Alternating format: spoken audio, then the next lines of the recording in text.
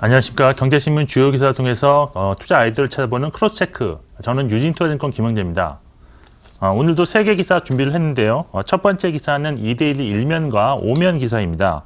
어제 통계청이 발표한 그 소비자 물가지수가 사상 처음으로 마이너스 성장을 기록해 디플레이션 우려감이 나타나고 있다는 내용입니다. 본문에서 디플레이션에 대해서 좀 더 자세히 알아보도록 하겠습니다. 두 번째 기사 한국경제 24면입니다. 어제 중국 관련 소비주들 주가가 일제히 상승을 했는데 다가오는 중국 중출혈과 관군제까지 소비 증가 기대감이 작용했다는 내용입니다. 그 밖에 어떠한 원인으로 주가가 상승했는지 검토해 보도록 하겠습니다. 마지막 기사 한국경제 23면입니다. 해외 반도체 전문가의 의견에 따르면 반도체 업황은 내년 1분기에 반등이 예상되고 관련 종목의 주가는 이미 작년 12월에 바닥을 쳤다는 그런 내용입니다. 어떻게 이러한 전망이 나왔는지에 대해서도 알아보도록 하겠습니다. 네, 첫 번째 기사 어제 통계청이 발표한 8월 소비자 물가 동향에 대해 다루고 있는데요. 8월 소비자 물가 지수가 그 전년 대비 마이너스 성장을 기록하면서 디플레이션 우려가 나타나고 있는데 정부에서는 일시적인 현상이라고 설명하고 있다는 그런 내용입니다. 어제 그 8월 소비자 물가가 나왔는데요. 104.81로 나와서 작년 대비 0.038% 마이너스를 기록했습니다. 이렇게 마이너스를 기록한 것은 뭐 통계를 작성한 54년 만에 최초라고 하는데요. 그에 따라서 디플레이션 우려감이 상당히 커졌다라고 할 수가 있겠습니다. 디플레이션에 대해서 좀 자세히 좀 알아봐야 되는데, 디플레이션은 인플레이션의 좀 반대 개념으로서 재화 가격이 꾸준하게 하락하는 그런 상태인데, 반면에 화폐의 가치는 또 꾸준하게 상승하는 그런 현상이 나타나는 것을 말합니다. 뭐 재화 가격이 하락한다고 하면 뭐 소비가 늘어나지 않겠느냐라고 생각할 수도 있겠지만, 재화 가격이 지속적으로 하락한다면 소비를 늦추게 되고 구매를 늦추게 됩니다. 그리고 화폐 가치가 지속적으로 가치가 올라가기 때문에 돈을 현금을 쥐고 있는 것이 훨씬 유리하기 때문에, 역시 이렇게 되면 소비가 크게 줄어들게 되고 결국 경기 침체가 나타나면서 기업들은 뭐 물건을 팔 수가 없기 때문에 투자를 줄이길 수밖에 없습니다. 투자를 줄이게 되면 결국 고용이 나빠지게 되고 실업이라든지 임금 감소가 나타나면서 결국 이런 것이 장기 불황으로 이어질 수 있다라는 것이 디플레이션의 핵심이다라고 할 수 있는데요. 가장 최근에 나타난 것이 일본에서가 나타난 장기 침체였고요. 그리고 1930년대 미국 대공황도 이런 디플레이션이 나타나면서 상당히 장기적으로 침체가 있었다라고 보시면 될 것 같습니다. 정부는 그렇지만 이번 그 소비자 물가 마이너스에 대해서 사실 날씨가 올해 좋았기 때문에 농산물이 작황이 좋아서 좀 물가가 낮았다라고 설명하고 있고요. 또한 그 석유류 가격의 약세 역시도 일시적인 물가 하락에 좀 영향을 주었다라고 말하면서 연말에는 다시 물가가 오를 것으로 전망을 했습니다. 뭐 제가 봐도 한 번 이렇게 지수가 마이너스가 났다고 해서 크게 무리할 만한 것은 아니다라고 저는 볼 수가 있는데, 실제로 좀 우리가 체감하는 그런 지수 자체는 분명 물가는 오르고 있다라는 점이 상당히 좀 아이러니하다고 할 수 있겠습니다. 사실 그 공식적인 그 물가와 체감 물가가 다른 점은 아무래도 그 통계청이 그 표본으로 작성하고 있는 것이 한 460개 정도 있는데, 이 안에는 뭐 전세도 있고요, 또 월세도 있습니다. 그래서 여기에 가중치를 좀 주고 있기 때문에 우리가 주로 사용하고 좀 느끼는 그런 것이 가중치가 낮을 수 있어서 사실 현실감이 좀 떨어지는 그런 결과가 나왔다고도 할 수가 있겠습니다. 뭐 그렇지만 일단은 뭐 경계는 좀 필요하지 않겠느냐라고 좀 보고 있는데, 결론적으로 보면 우리가 사실 지금까지 중요하게 여겼던 지표들이 수출 동향, 아니면 뭐 경제 성장률 뭐 이런 것이었는데, 이제는 물가 지수 역시도 이 추이를 좀 잘 살피면서 관찰하실 필요가 있다고 좀 할 수 있겠습니다. 네, 두 번째 기사로 넘어가겠습니다. 두 번째 기사는 어제 큰 폭으로 오른 중국 소비 관련주에 대해서 다루고 있는데요. 중국 정부의 부양책 기대감과 8월에 나타난 호실적으로 인해서 중추절에서 뭐 올해 11월 강구제까지도 상당히 좀 긍정적인 기대 심리가 나타날 수도 있다라는 그런 내용입니다. 먼저 이제 주가 추이를 어제 좀 보시면 중국 관련 대표적 소비재로 할 수 있는 화장품, 면세점, 카지노, 뭐 콘텐츠 엔즈까지 대부분 뭐 5% 이상 상승했다는 걸 알 수가 있습니다. 이렇게 뭐 동반해서 이렇게 크게 상승한 적은 최근에는 없었는데 뭐 가장 큰 동반 상승이 나왔다고 할 수 있겠습니다. 이렇게 소비 관련주, 중국 소비 관련주가 좀 상승한 원인은 뭐 여러 가지 원인들을 여기 제시를 했는데 어제 주식 시장에서 현장에서 좀 느끼는 것은 가장 큰 것은 역시 8월 실적이었다라고 할 수 있겠습니다. 실적. 네.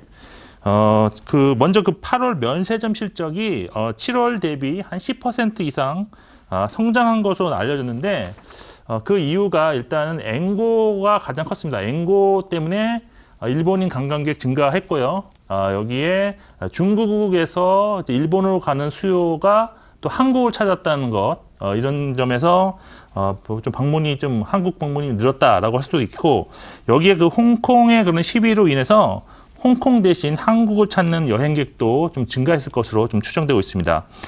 특히 면세점 내 그 화장품의 그런 브랜드 매출이 크게 증가한 것으로 알려졌는데요. 일부 화장품의 경우에는 7월 대비 매출이 100% 이상 증가한 것으로 알려지면서 주가가 어제 더 크게 형성됐다고 할 수 있겠습니다. 그 밖에 뭐 주가 상승 원인으로 기사에서 지적하는 것이 대화장품 수출이 상당히 좋았다라는 것인데, 뭐 공식적으로는 한 28%, 28.6% 정도 지난달 대비 증가한 것으로 좀 나타나고 있습니다. 그리고 여기에 지금 중국 정부가 지난달 27일 날 소비시장 부양 정책 발표했다라고 하고 있는데, 그렇지만 이번 중국 정부의 소비 부양책의 핵심은 자동차와 가전 등 지출 규모가 큰 종목이 좀 수혜를 보는 그런 내용이기 때문에 뭐 화장품에 대해서는 직접적인 연관성은 없지 않았느냐라고 저는 보고 있습니다.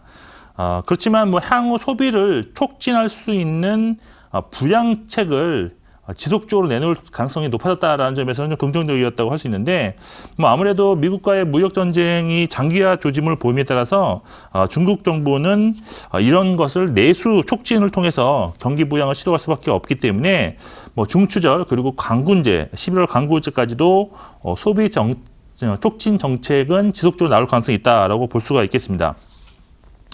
일단 뭐 투자 전략층에서 볼 때는 어제 중국 관련주가 동반해서 뭐 크게 상승했는데, 일부 종목들은 분명 기술적 반등으로 좀 뭐 나왔을 가능성이 높다고 보고 있습니다.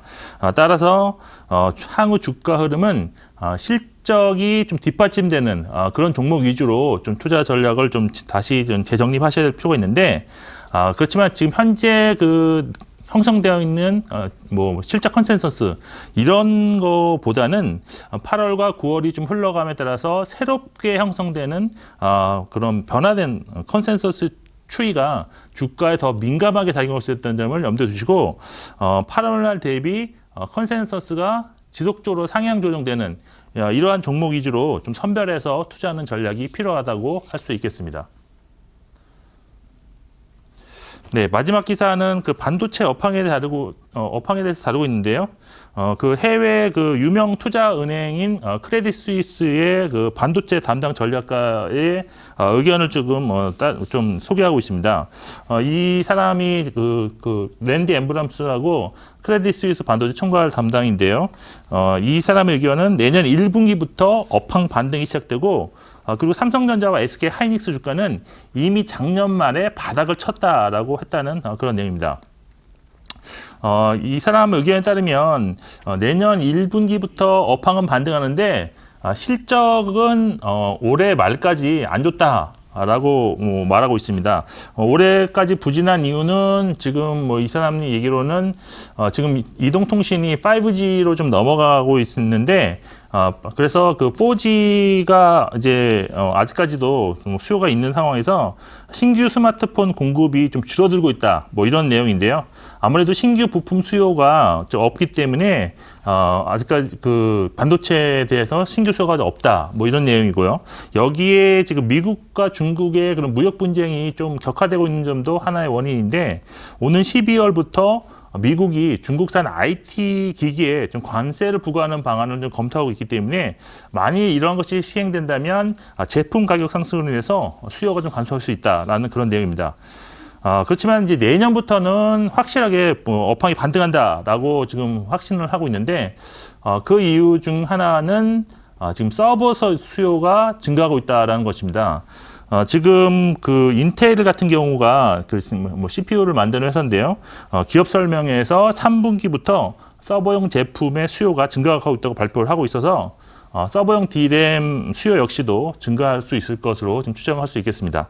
여기에 그 새로운 성장이 좀 기대되는 부분 분야의 신규 매출이 기대된다는 점인데 지금 클라우드 서비스 같은 경우가 연 매출로 지금 성장률이 한 50% 수준을 계속 지속적으로 유지하고 있기 때문에 여기서 신규 수요가 좀 나올 것으로 볼 수 있고 그리고 지금 우리나라에서 실시가 되어 있는 5G 그 상용화 같은 경우에도 데이터 사용량이 많이 지금 증가하고 있어서 신규 또 서버 수요를 좀 커지게 만들 수 있기 때문에 긍정적이라 할 수 있겠습니다. 전반적으로 이 그 애널리스트의 의견은 우리나라 애널리스트 의견과 큰 차이는 없습니다. 하지만 시기적으로 반도체 업황의 반등 시기를 좀 더 늦추고 있다는 점, 좀 늦게 시작하고 있다는 점이 좀 차이점이라 할 수 있고, 그렇지만 이제 주가는 보통 실적의 6개월 정도 선행해서 지금 반영하고 있는 만큼 반도체 종목 주가가 업황 때문에 여기서 빠지는 일은 뭐 없을 수 있다고 볼 수가 있겠습니다. 그러나 뭐 시장 리스크에 의해서 빠질 가능성이 있다는 점도 참고를 하시면 좋을 것 같습니다. 여기까지 오늘 세계 기사 모두 검토해 보았습니다. 오늘 시장은 글로벌 시장 하락에 따라서 약세로 출발할 것이 예상되는데 역시 뭐 외국인의 매매 방향성에 지수가 좀 연결될 가능성이 높다고 볼 수 있겠습니다. 지금까지 크로스체크 김영재였습니다.